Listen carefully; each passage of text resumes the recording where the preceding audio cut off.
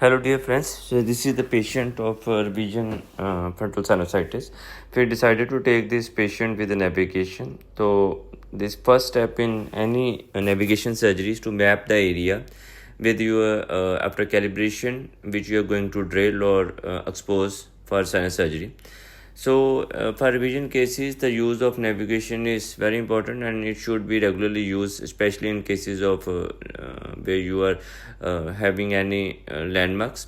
So in this patient, after mapping the area with the navigation, they decided to drill out this bone and drill out, we want to expose this frontal sinus by a drill out procedure.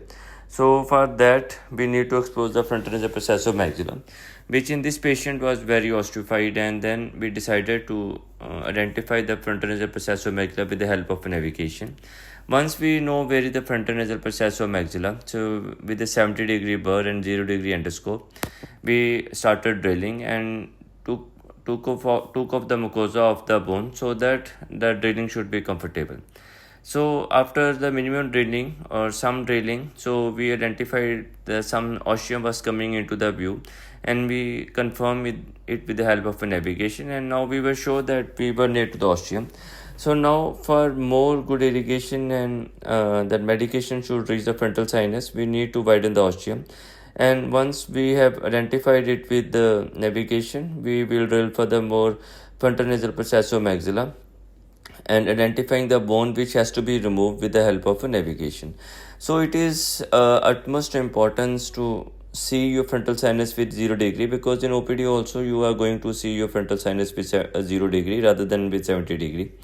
So in this patient, so we are slowly taking the bone off from laterally. You start drilling from the laterally and then you come anteriorly. And again, whenever you are drilling anteriorly and going to the medial side, check your position of the frontal nasal process of maxilla and ostium with the help of navigation. So here we confirmed the ostium was coming into the view, and it was fully osteitic, and all bone around the ostium was osteitic. So all bone has to go. And then we identified the ostium, and with debrider we took some osteitic bone which was coming, which could have easily come with the debrider.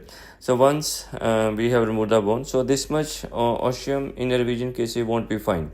So we need a big space so that irrigation and your spray should enter your frontal sinus easily, and you can inspect those sinuses very well in your OPD. So again, we need furthermore drilling. So for making any frontal sinus easy frontal sinus, the first and foremost is do correct a high septal deviation. Don't leave the high septal deviation. So once you do high septal deviation, and then now you see with the drilling from medially to the anterior side, and even with the 0-degree endoscope and 4 mm endoscope, we can easily go into the ostium. And this patient will surely do well with irrigation and sprays, because now we have a straight access to the frontal sinus.